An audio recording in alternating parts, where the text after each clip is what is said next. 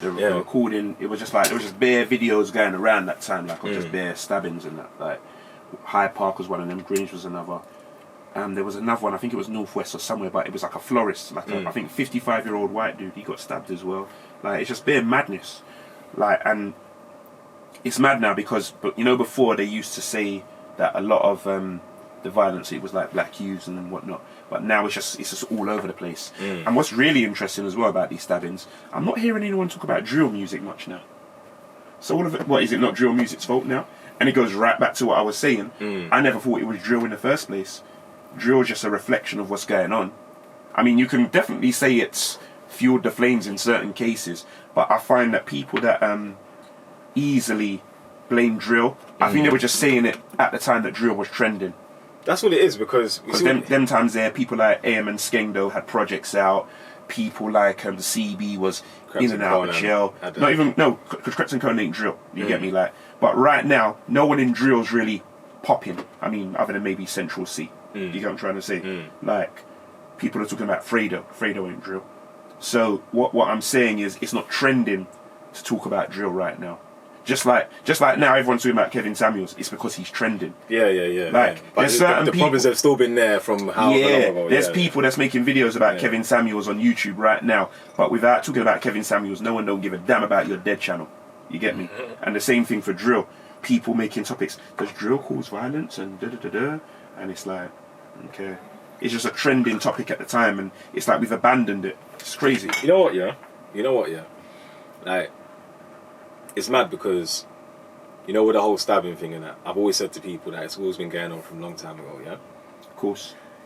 Being shanked was standard. Like, I've been stabbed. Like, it is what it is. The best way to stop these things, yeah, is that you got to start with a home. But when you got to start with a home, it's not going to be I don't know why people think it's going to be like a 6-month project or like a year project.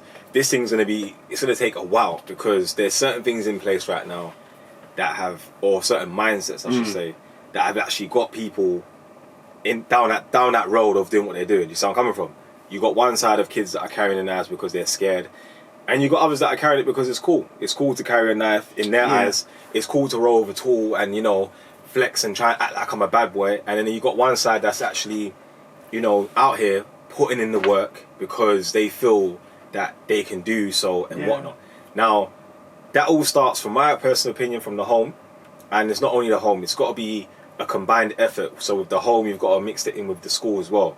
With the school, you've got to mix it in with the community. We had shout out Convo Nation, shout out Mr. ATM as well.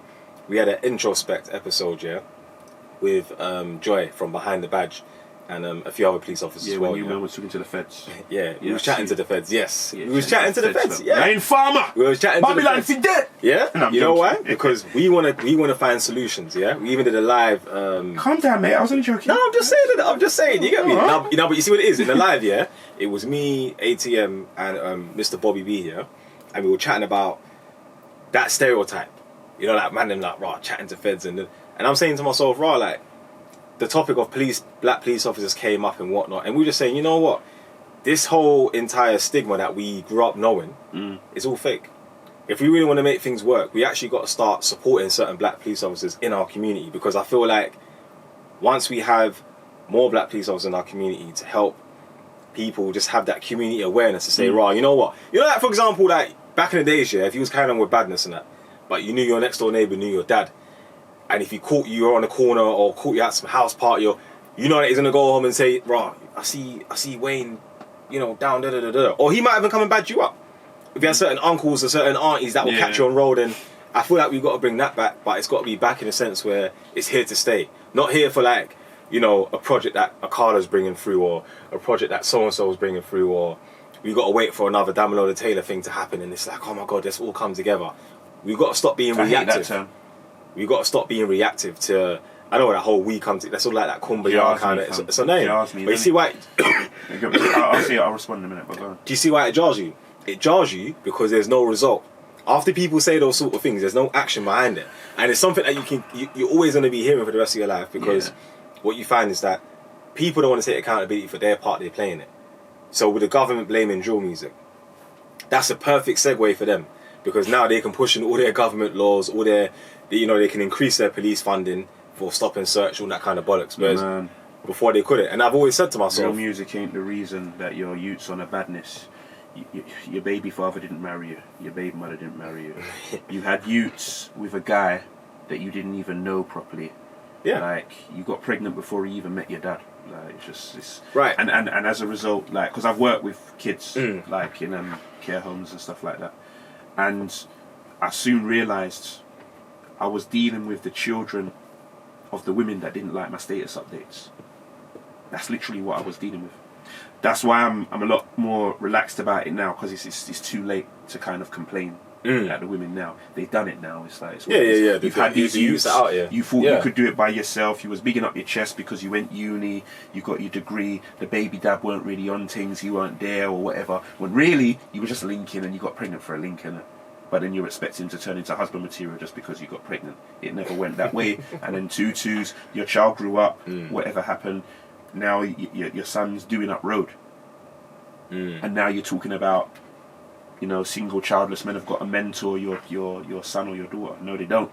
You could have just laid down with a mentor that could have mentored his own pick in the first place. Even with that, this whole handing over my youth to an institution or a person to deal with them, like that, brother. Like, no, you got to really hit up these. Because I was saying to Virgin the other day, and this ain't me attacking women, but I'm going to keep it straight. Yeah, I'm going to speak man's truth. It's not even a women thing; it's a parent thing. It's a parent thing. But I was saying to my Virgin the other day, I said, "Right, like, you got to look at this. Yeah, a lot of women we cussing, saying we don't need a man or whatever, or we need."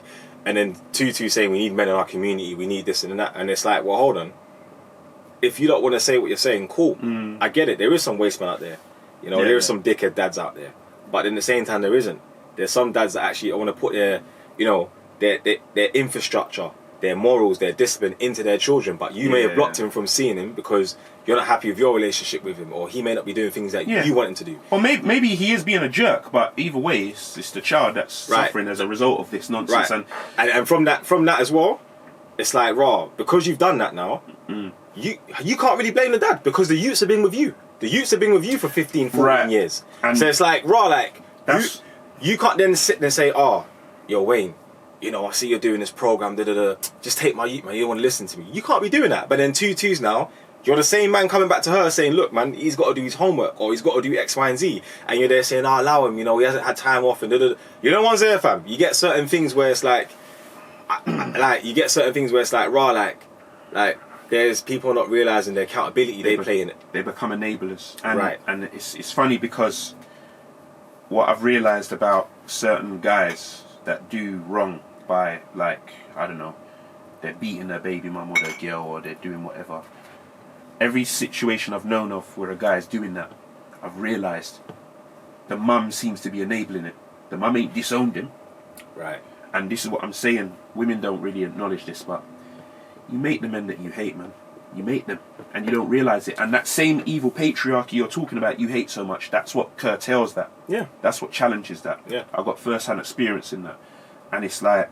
You want to use the system to stop your youth from seeing his dad? The same system's going to come lock up your youth. When he turns into a monster, who do you want to come and save? I don't want to be told, and then later on now, I'll come across a civic-minded individual saying, oh, we got to mentor these kids. The hell I do. I don't need to mentor none of these youths. Unless it's my youth, I'm not mentoring nothing. And if I do, you got to pay me. Because guess what? The reason you got to pay me, and it might sound harsh to them, but guess what? I've got my own family to look out for. Why have I got to take time out of my life to look after your youth? You should have got pregnant for a provider, or someone that even gives a damn. And, you know, I'll say this to any woman. I'll say this to my daughter if I had one. There's some man you roll in the hay with. There's some man that you actually have a family with. Enough people just got pregnant for the brand that they're just supposed to roll in the hay with. I'm not saying don't see him and link him if you don't. If you want to link him, you want to link him. No, but you see, brother, if you want to link a man that's a driller, do that, innit? But why are you getting pregnant for him? Right. And you see what it is. And then later on you're complaining. You see what it is as well. That as well, yeah. And you see certain man that want to just open up their thing and start beating any girl and just start moving nuts. The man have got to fix up, because due to your foolishness, this is the consequences that we're having to pay for. Yeah. Do you see where I'm coming from? Because it's like you're getting like a generation of mad fuckeries that happen. People running around doing all this madness. And now look. That's about that though, Jess, though. About that though, yeah. I don't mind telling man them, you know, don't be loose with your dick and whatever else. But the reason I don't like it in the context of this conversation, it comes up too much like we're just sharing blame now. So let me give you an example. We spoke about women getting pregnant for a certain type of dude. But then it's like, yeah, but tell them men. No, we're not talking about them. Shut up. We're talking about you. You don't get to say he did it too. That's Grow true. up. So when we talk about the man them rolling loose, that's a separate conversation. You don't even have to be there for that. You don't have to hear that. You get me? One time, yeah, I think it was me and my cousin. We both did something. I can't remember what we did. But I must have pointed out to my gran, he did this too. My gran boxed me in my mouth. Said, what are you chatting about your cousin for? I'm talking about you. Yeah. Why are you trying to, like, don't deflect? You see what it is? You see me, yeah? You see what it is? In that light, yeah, obviously the reason why I brought up the man them thing is because... adult, yeah. No, you see what it is? Because for me, yeah, not that man's sharing blame, yeah, but I'm coming from an aspect of accountability. But what I'm saying is... in terms of both sides. So I know you are. I know you are. Hold on. Let me land. So it's not like I'm trying to...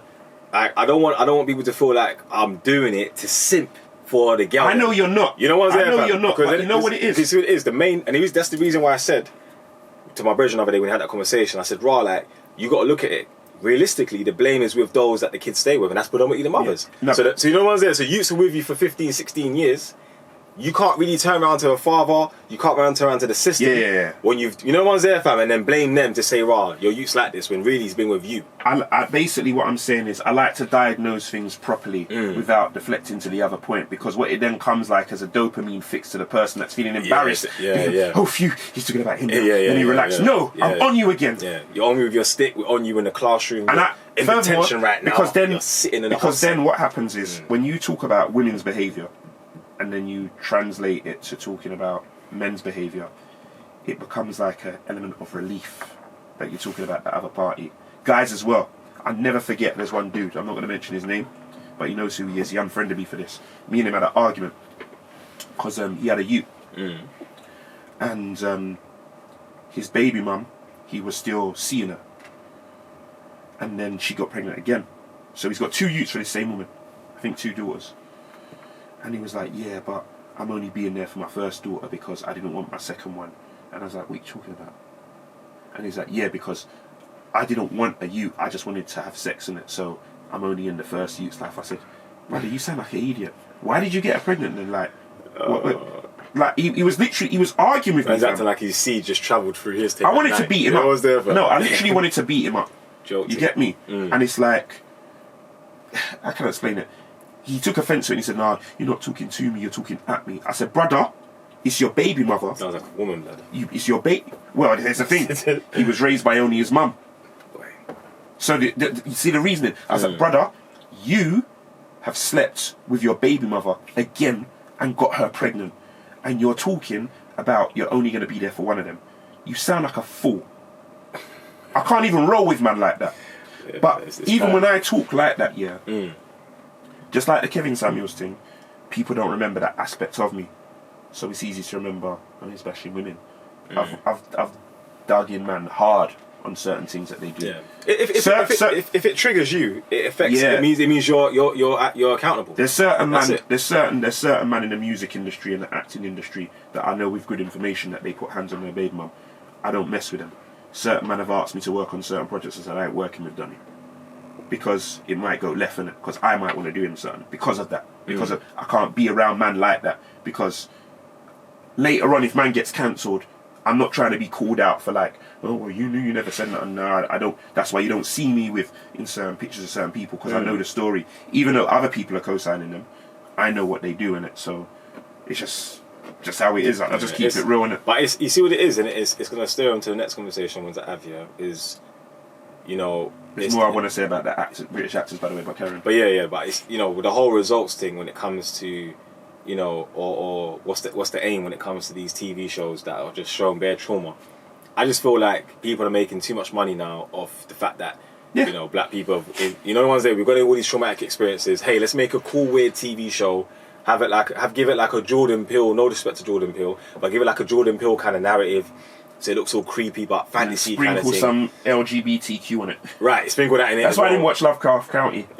I watched like the first episode and the second, and then I saw some next man giving a man fellatio, and I just dropped out from that. Yeah, I mean, you know what? I watched it because for me, I'm a, you know, as you know already, man's a creative, and I like to watch these things for ideas and whatnot in terms of like, you know, script writing and you know, screenplay and whatnot. But again, even with Lovecraft Country, it's like we can never have nothing without it being fantasy or, you know, or is it non-fictional? If I'm using the right word, non-fictional, fictional. You can't have nothing black make-believe. without having gay in it as well. Right. Let's just say what it is. But not even only that. It's not even that. Not even only that. Yeah. It's the fact that it's like we can't have it if it hasn't gone down that narrative. And that's the same thing I just said. Still, like, You know what I'm saying? Like it's like right, it has to be gay or it has to be fantasy. And the or thing it has is, to be yeah, this for it to be believable. I don't even have a problem with the whole gay element. I don't.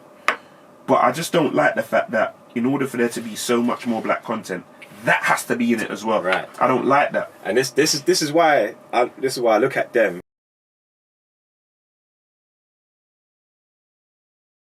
And I just said, you know what?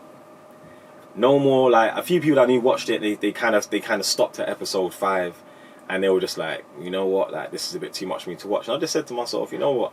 I'm not really going to entertain those sort of things anymore because I feel like, for me personally, in my own psyche, it's tired. It don't do nothing for me. It don't help me. It don't build me. It don't grow me. It don't raise me. It don't inspire me. It just makes me mad. So wait, let's talk about the logistics of like these creative things now, like because I'm sure you've heard the talk. A lot of African American people have a very big problem with British actors taking roles in America. Idiots. No, wait, no. I want to hear what you say first before I respond, because one of my friends, he was talking about this. Shout out Jason Reed, and he was talking about this on his Facebook about that very same subject regarding a certain film that's come out. I can't remember the film, but he had a problem basically. Like one of the terms you'll hear, ADOS. Yeah. American descendants of slavery. For me, yeah. I take it the same way I take when those that voted Brexit were complaining about people taking their jobs. Yeah. Why is there a job for me to take? And at the end of the day, the way I see it as well, it's acting. So cool, innit? When you lot come over and play our roles, when you lot come over and play our action movies, when you got, you know, Jason Statham inside certain movies, and you got Daniel Craig playing, you know, I don't know if Daniel Craig's actually American or British. You know, let me not fuck up before I say that. I think he's American, isn't it? Daniel Craig. can't remember who that is. Like the guy that plays the new 007, the recent ones. But anyway, I can't remember. Yeah. it's acting. Yeah? Okay. We're happy to have the British guy in the American movie being the villain, yeah? Or the butler, yeah? Or the sub. You know the ones there, My fam? African American friends, I got you. Yeah? Just wait. Just let him We're land. happy to have that, but we can't have a black man playing a role of like, you know ones there, fam? I don't see the issue. All right. Okay. Like, as long as it's within the black community and it's done by a black person within that culture, it's cool. Okay. Now, in defense of African Americans, because I've looked at this very objectively. Again, as you know, man messes with Tariq Nasheed, Jason, all these people, like, man. So I've spoken to a lot of people like that from the inside of them things there, like in terms of how they feel about that. Now, what I've learned, a lot of black British actors, what I've been shown, they actually get paid a little less. So, for example, it will be cheaper for a production company to hire a black British actor to be in a show than an actual actor that's, you get me? Let me give you an example of that, and I can tell you why I can relate to that. Take animated music videos, for example. There's a couple people that's hollered at me to do videos for them. But I'm in England. There's a certain amount of money that I'm going to accept. You get what I'm trying to say? And if you're paying animators to work on something, because it's labour intensive, you're going to have to pay more than minimum wage. So you get what I'm saying? Whereas when you outsource to another country, where the living costs of life is a bit cheaper, you're going to get almost better work over there and cheaper. You with me? So it's a bit like that blue magic effect. So it ends up becoming more potent and cheaper. So boom. If that's true, and you've got black British actors prepared to play the roles of African Americans, and it's cheaper for a production company. Remember, it's all about money. So if a company is going to save money by having British actors rather than paying whatever actor it is that's from whatever country in America, capitalism's the game, bruv. You with me? Mm-hmm. So, I mean, what's your theory on that? Think about it. It's business. Like, I'll And that's what what I believe is happening, because it's not a personal thing, and now technically speaking they are taking roles per se, but it's less to do with them taking roles and more to do with the fact that the production company is hiring people that are just more cost effective. Cool. That's really what I believe it is. I don't believe it's some conspiracy that we're taking their jobs from them per se. Everyone's trying to save money. Understand that. You get me? Even production companies are like, is it cheaper to have our thing on Netflix? Is it cheaper to put it on the cinema? Is it cheaper to put it on? Everyone's looking for the cheaper deal. And also, when you're a creative, and every creative will relate to this, when you try and, you know, it could be anything. You could be a producer, you could be a cameraman, you could be an editor, you could be a guy that does mixtape covers, you could be a dancer. If you're a freelance one of any of those things, and if you're watching this now, tell me honestly, has every single client you've had wanted to pay you what you're worth? Have you had to go for a long thing to get the deposit? Have they paid long to pay the other half? That's what I'm trying to say. So because of that, that drives certain people to say, right, you know what? I'm going to do the next best thing to make me get as much money as possible. And also, over a period of time in the United Kingdom, a lot of us, we didn't really appreciate our homegrown talent here. We didn't. That's how we lost Marsha Ambrosius. Yeah. I know that because I used to play basketball with her back in the day, with all my friends back in the day. So we didn't appreciate a lot of homegrown talent. Same with Estelle. So they have to go America. Craig David, Dizzy Rascal. There you go. You know, so it's a combination. Even So Solid to an extent. Well, yeah. Like SAS. I was watching an interview with them just today. So what I'm saying is, I look at the logistics of things now. I follow the money. And I truly believe, I'm not saying these actors ain't good, by the way, but I truly believe that I think it's probably a case of maybe it's cheaper to get them and whatever else. Now, I'm not saying there's a going rate, because I don't know what the rate is for this actor from another actor. I would presume that an actor that's got the most screen time probably get the most money. But maybe not, it depends. And some people might even take a role and not get paid at all because they just want to be put on. But did you feel like, because obviously I hear what you're saying with the money part, because the money part for me, that's what I think it really is. I get it, you know, in terms of, you know, a man that's done, you know, I ain't done, you know, like official, you know, star of the show acting. I don't think you have to ask legitimate questions. No, but I've been in a set of, you know, different movies. I've been in a set like Aladdin and whatnot, you know, as an extra and whatnot, and I've seen certain things and I've realised, cool, the money thing, you're definitely right about that.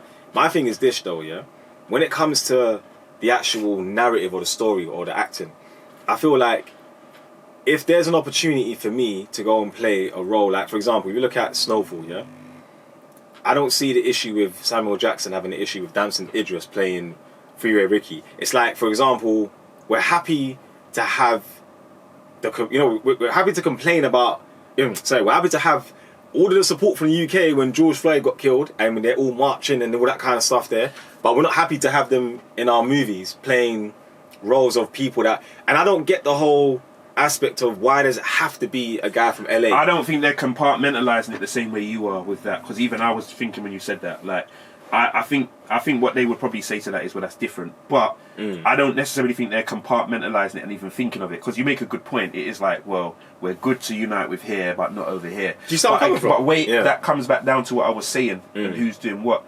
I think it's more of a production issue as to why British actors are getting those roles. But then production issue ain't, I mean, then take it up with production in the sense. No, but they don't know to, do they? Because you see how social media works. The minute you put your face out there, they just assume, well, it's your thing, innit? You know what?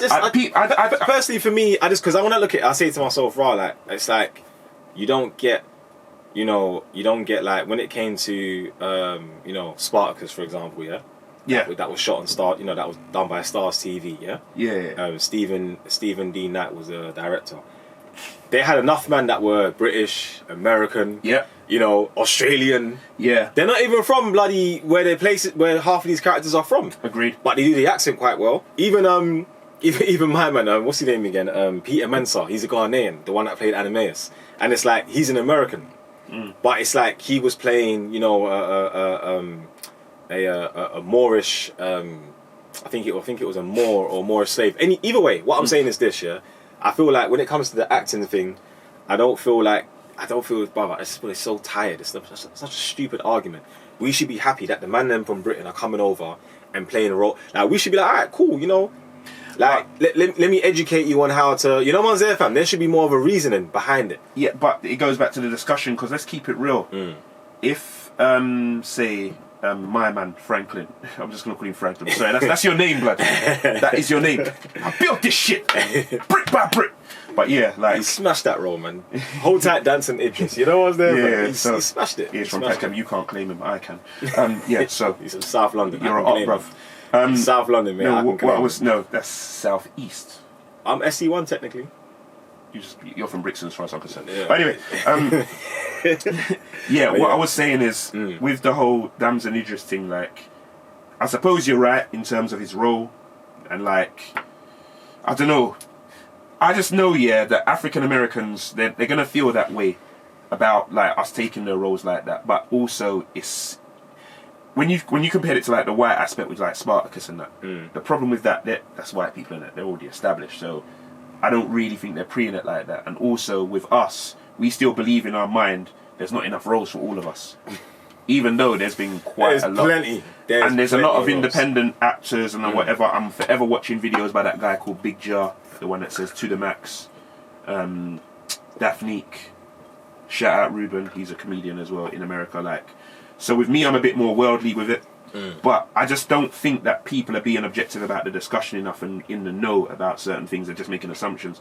I don't think British people are just taking their roles. And also, a lot of these British actors, like Bashi included, if Bashi didn't go America, the best he could hope for is EastEnders. Let's keep it real. That's true. And England's really small. Like, where else do you really cross over to? You're allowed to cross over. Yeah, even down to me with All Nights and the comics and stuff. A lot of our customers were from America.